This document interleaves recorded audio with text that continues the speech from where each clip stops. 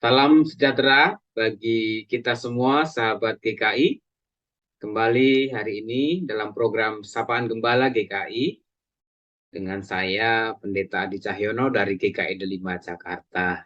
Saya akan mengajak kita merenungkan firman Tuhan dari Markus pasal 10, ayat 35 sampai dengan ayat yang ke-45. Markus pasal 10 ayat 35 sampai 45. Sebelumnya mari kita berdoa. Terima kasih Tuhan kalau hari ini kembali kami bersama-sama boleh bersekutu melalui program Sapaan Gembala GKI. Kami rindu terus diperbaharui dan diubahkan dengan firman Tuhan, agar kami hidup semakin menuruti apa yang menjadi kehendak-Mu. Roh Kudus tolonglah setiap kami, dalam nama Yesus kami berdoa. Amin. Firman Tuhan dari Markus 10 ayat 35 sampai dengan ayat yang ke-45. Demikian. Lalu Yakobus dan Yohanes anak-anak Zebedeus mendekati Yesus dan berkata kepadanya, "Guru, kami harap supaya engkau kiranya mengabulkan suatu permintaan kami." Jawabnya kepada mereka, apa yang kamu kehendaki aku perbuat bagimu?" Lalu kata mereka, "Perkenankanlah kami duduk dalam kemuliaan-Mu kelak, yang seorang lagi di sebelah kananmu dan yang seorang di sebelah kirimu." Tetapi kata Yesus kepada mereka, "Kamu tidak tahu apa yang kamu minta. Dapatkah kamu meminum cawan yang harus kuminum dan dibaptis dengan baptisan yang harus kuterima?" Jawab mereka, "Kami dapat." Yesus berkata kepada mereka, "Memang kamu akan meminum cawan yang harus kuminum dan akan dibaptis dengan baptisan yang harus kuterima. Tetapi hal duduk di sebelah kananku atau di sebelah kiriku, aku tidak berhak memberikannya. Itu akan diberikan kepada orang-orang bagi siapa ia telah disediakan." Mendengar itu, ke-10 murid yang lain menjadi marah kepada Yakobus dan Yohanes. Tapi Yesus memanggil mereka lalu berkata, "Kamu tahu bahwa mereka yang disebut pemerintah bangsa-bangsa memerintah rakyatnya dengan tangan besi, dan pembesar-pembesarnya menjalankan kuasanya dengan keras atas mereka. Tidaklah demikian di antara kamu. Barang siapa ingin menjadi besar di antara kamu, hendaklah ia menjadi pelayanmu. Dan barang siapa ingin menjadi yang terkemuka di antara kamu, hendaklah ia menjadi hamba untuk semuanya. Karena Anak Manusia juga datang bukan untuk dilayani, melainkan untuk melayani, dan untuk memberikan nyawanya menjadi tebusan bagi banyak orang. Demikianlah pembacaan firman Tuhan kita hari ini. Saudara, saya mengajak merenungkan firman Tuhan kita ini dengan tema tahu diri, bukan mau-maunya sendiri. Ya, kisah ini menarik untuk kita perhatikan, Bapak Ibu Saudara, karena percakapan antara Yesus dengan muridnya Yakobus dan Yohanes ini hanya tercatat dalam 2 Injil, yaitu dalam Injil Markus pasal 10 ini dan Injil Matius di pasal 20. Kalau di versi Injil Matius, yang melakukan percakapan itu bukan hanya Yakobus dan Yohanes, tetapi juga ibunya, yaitu Salome, yang meminta kepada Yesus terkait tempat duduk di sebelah kanan atau sebelah kiri.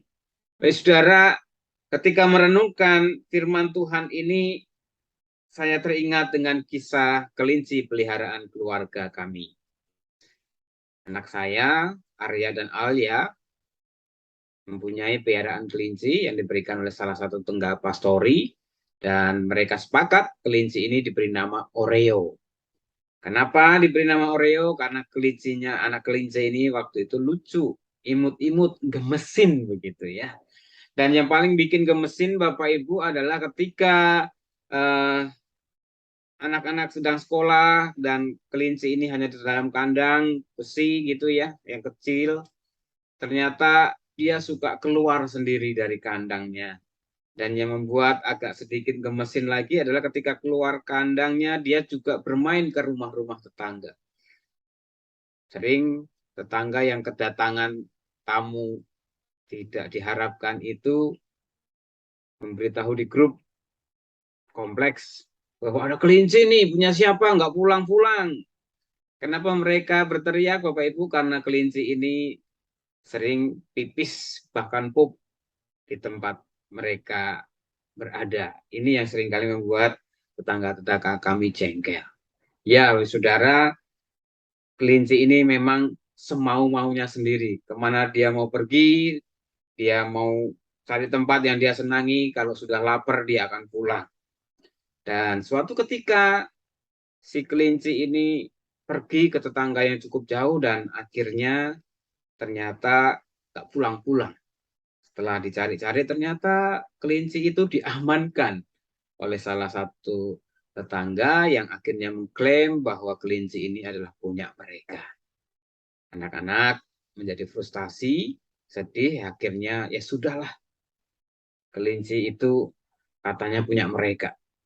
Untuk menghiburnya, saya memberikan pengertian, bisa jadi kelinci itu memang punya mereka. Toh kita juga dulu juga hanya diberikan oleh orang.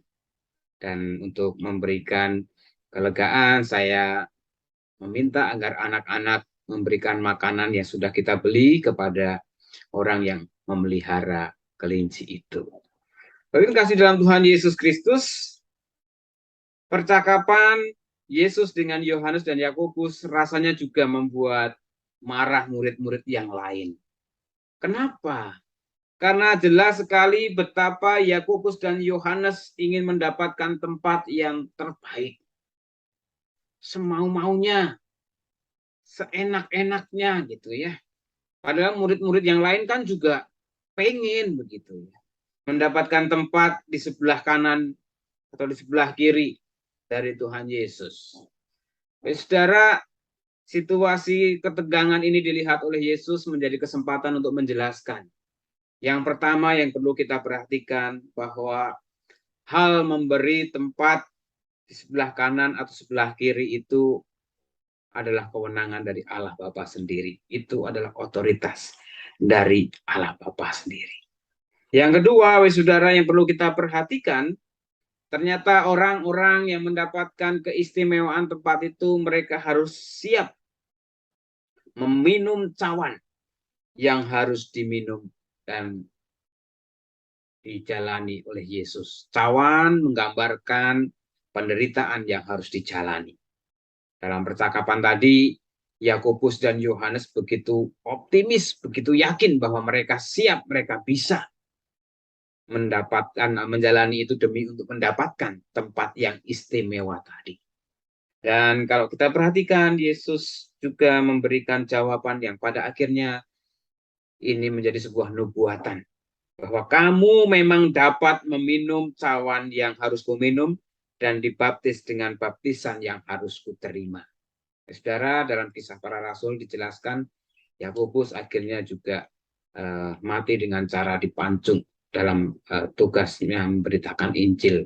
Artinya dalam percakapan itu menjadi sebuah nubuatan yang akhirnya dialami terjadi dalam hidup Yakobus. Itu perlu menjadi perhatian kita dan kewaspadaan kita dalam setiap kita berkata-kata atau meminta sesuatu kepada Tuhan. Yang ketiga, Bapak Saudara, kesempatan ketegangan yang terjadi di antara para murid tentang tempat spesial, ini menjadi momen untuk Yesus mengajarkan bahwa tempat yang spesial itu bukan hanya diberikan kepada orang-orang yang siap menderita, tetapi otoritas itu diberikan oleh Allah, tetapi juga orang-orang yang mendapatkan tempat itu adalah orang-orang yang siap untuk berkorban, siap untuk melayani, seperti Yesus sendiri yang mau mewujudkannya. Yesus memberikan teladan dengan kesediaannya menderita di kayu salib. Dan ini menjadi sebuah pelajaran penting untuk menjadi perhatian kita bersama, Bapak Saudara. Seringkali dalam kehidupan kita mengharapkan imbalan, apresiasi, entah itu berbentuk posisi, jabatan, kedudukan, pengakuan, fasilitas, yang kita berpikir kita berhak, kita bisa, kita mampu dengan apa yang akan kita minta itu. Tetapi firman Tuhan hari ini dengan jelas dan gamblang mengingatkan pada kita bahwa kedudukan, jabatan, pengakuan, itu semua adalah otoritas daripada Tuhan. Yang pertama. Yang kedua, untuk mendapatkan itu kita juga harus siap menderita, harus siap berkorban, harus siap berjuang. Dan yang terakhir, kita melakukan itu semuanya dengan kerendahan hati, bukan justru ingin menyombongkan diri. Kita mampu, kita bisa. Jadi lebih baik kita tahu diri, bukan mau-maunya sendiri. Kita merasa bisa, merasa mampu, merasa lebih layak, dan seterusnya. Yang kadang-kadang justru bisa mempermalukan kita sendiri, bahkan bisa membuat kita mengalami kehancuran. Saudara, saya mengajak kita untuk sungguh-sungguh waspada dengan apa yang menjadi ambisi, keinginan, harapan, ataupun cita-cita kita. Sampai sejauh mana keinginan, harapan, dan cita-cita itu sungguh-sungguh menyatakan karya Tuhan di dalam kehidupan kita. Sehingga nama Tuhan yang dipermuliakan, bukan diri kita yang disombongkan ataupun dipamerkan. Dan biarlah Tuhan sendiri yang akan memberikan upahnya. Tuhan Yesus memberkati. Mari kita berdoa. Terima kasih ya Tuhan, dalam program Sapaan Gembala GKI hari ini kembali kami bersama-sama diingatkan untuk kami terus sadar diri, tahu diri kami, posisi kami, keberadaan kami sebagai orang-orang yang telah Engkau tebus, sebagai orang-orang yang telah Engkau pilih. Kami ini hanyalah alat dan sarana di tangan Tuhan, bukan sebuah ambisi, obsesi yang harus kami kejar, tetapi bagaimana kami terus menundukkan diri kepada rencana dan kehendak Allah dalam kehidupan setiap kami. Kami berdoa untuk setiap anak-anak-Mu Tuhan yang saat ini mendapatkan kedudukan jabatan, biarlah mereka berhati-hati menggunakan kedudukan jabatan itu bukan sewenang-wenang, ataupun kesukaran, atau ketamakan, kesukaan sendiri pribadi, tapi bagaimana mereka terus hidup dalam karya dan rencana Allah. Kami juga terus berdoa agar para pemimpin-pemimpin kami diberikan hikmat bijaksana, kesungguhan, dan ketulusan dalam mengemban tugas-tugasnya, sehingga mereka pun mendapatkan hal yang baik, hal yang terbaik daripada Tuhan, dan karya pelanannya boleh menjadi berkat. Terima kasih Bapa, dalam nama Tuhan kami Yesus Kristus, kami sudah berdoa. Amin.